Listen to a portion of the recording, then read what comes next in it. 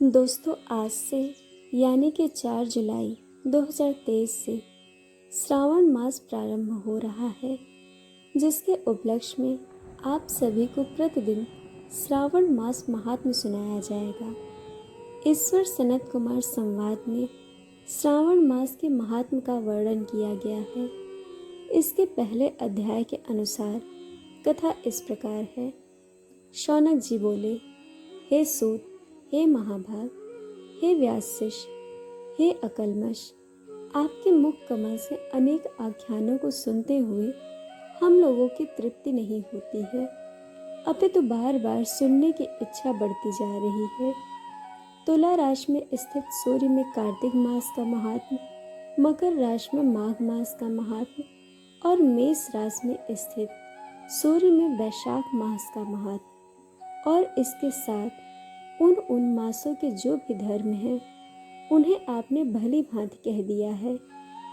यदि आपके मत से इनसे भी अधिक महिमा में कोई मास हो तथा भगवत प्रिय कोई धर्म हो तो आप उसे अवश्य कहिए, जिसे सुनकर कुछ अन्य सुनने की हमारी इच्छा न हो। वक्ता को श्रद्धालु श्रोता के समक्ष कुछ भी छिपाना नहीं चाहिए। सूत जी बोले, हे मुनियों, आप सभी लोग सुने। मैं आप लोगों के वाक्य गौरव से अत्यंत संतुष्ट हूँ।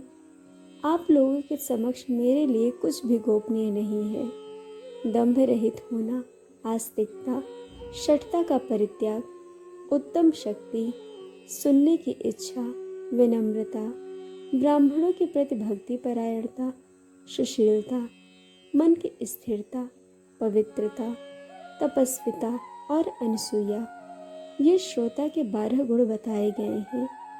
ये सभी गुण आप लोगों में विद्यमान हैं। अतः मैं आप लोगों पर प्रसन्न होकर उस तत्व का वर्णन करता हूँ।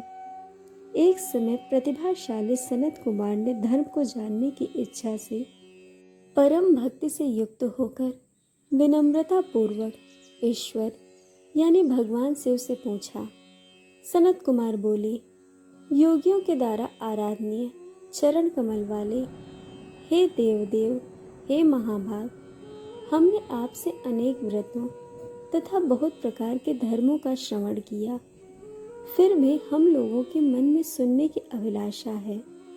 12 मासों में जो मास सबसे श्रेष्ठ, आपको अत्यंत प्रीत कराने वाला, सभी कर्मों की सिद्धि देने वाला हो और अन्य मास में किया गया कर्म यदि इस मास में किया जाए तो वह अनंत फल प्रदान कराने वाला हो, हे देव, उस मास को बताने की कृपा कीजिए।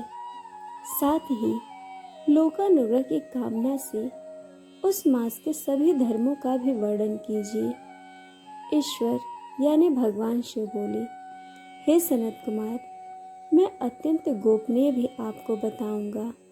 हे श्रुवत, हे विधिनंदन, मैं आपकी श्रवण इच्छा तथा भक्ति से प्रसन्न हूँ। 12 मासों में श्रावण मास मुझे अत्यंत प्रिय है।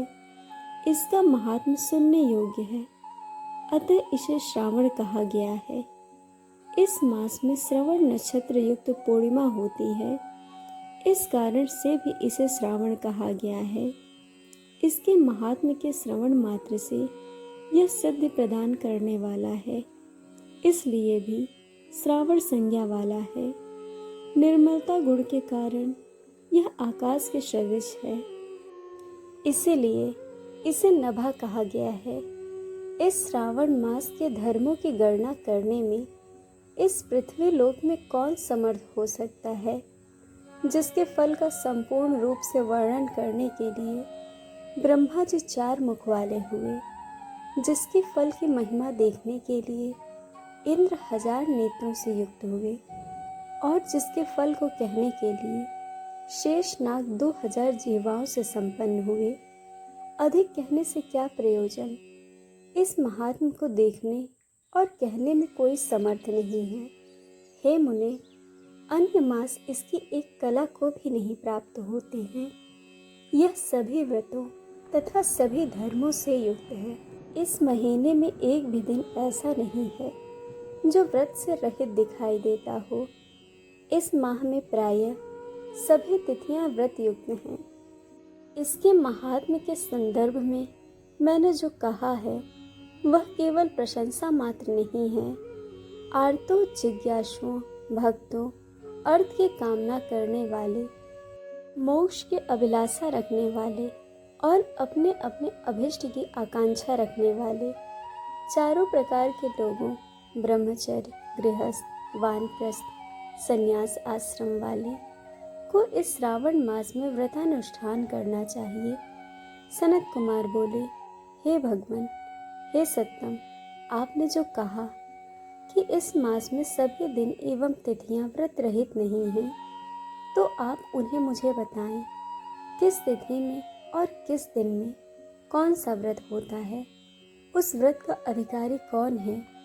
उस व्रत का फल क्या है? किस किस ने उस व्रत को किया? इसके उद्यापन की विधि क्या है? प्रधान पूजन कहाँ हो और जागरण करने की क्या विधि है?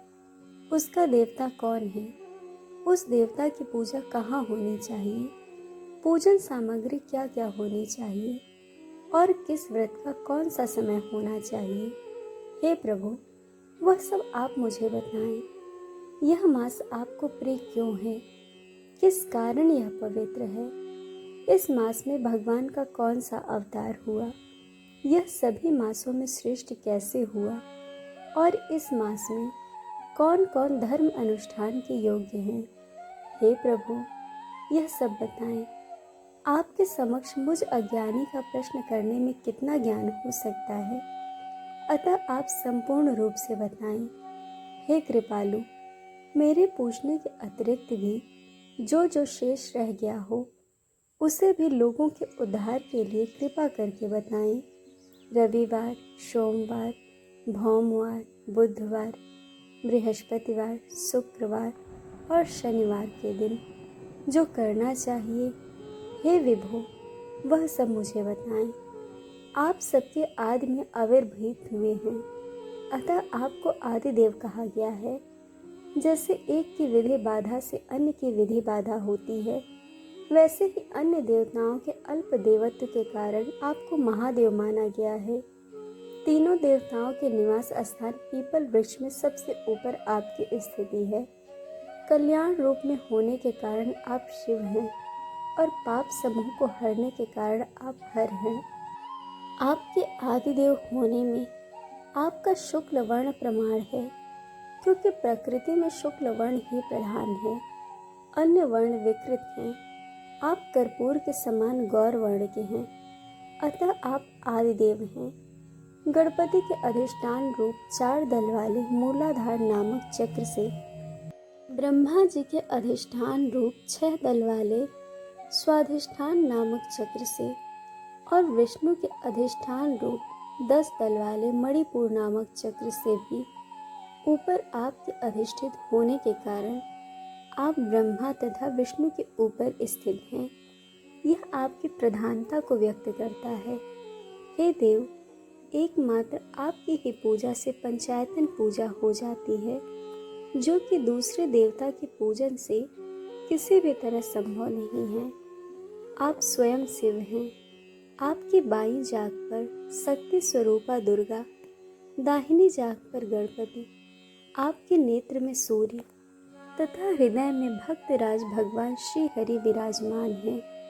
अन्न के ब्रह्म रूप होने तथा रास के विष्णु रूप होने और आपके उसका भोक्ता होने के कारण, हे ईशान, आपके श्रेष्ठत्व में किसे संदेह हो सकता है? आपको विरक्ति की शिक्षा देने हेतु आप शमशान में तथा पर्वत पर निवास करते हैं। पुरुष सूक्त में उतामृतत्व ईशानो इस मंत्र के द्वारा प्रतिपादन के योग्य है। ऐसा महर्षियों ने कहा है। जगत का संहार करने वाले हलाहल को गले में किसने धारण किया? महाप्रलय की कालाग्नि को आपने मस्तक पर धारण करने में कौन समर्थ था? संसार रूप अंधकूप में पतन के हेतु कामदेव को किसने भस्म किया? आप ऐसे हैं कि आपकी महिमा का वर्णन करने में कौन समर्थ है? एक तुच्छ प्राणी में करोड़ों जन्मों में भी आपके प्रभाव का वर्णन नहीं कर सकता। अतः आप मेरे ऊपर कृपा करके मेरे प्रश्नों को बताएं। इस प्रकार श्री स्कंद पुराण के अंतर्गत ईश्वर सनत कुमार संवाद में श्रावण मास महात्म का पहला अध्याय पूर्ण हुआ। दोस्तों, आपको कथा कैसी लगी यह हमें कमेंट करके ज़रूर बताइएगा और चैनल को सब्सक्राइब, वीडियो को लाइक शेयर करना बिल्कुल मत भूलिएगा। वीडियो देखने के लिए आप सभी का बहुत बहुत धन्यवाद। इस कथा का द्वितीय अध्याय आपको कल सुनाया जाएगा।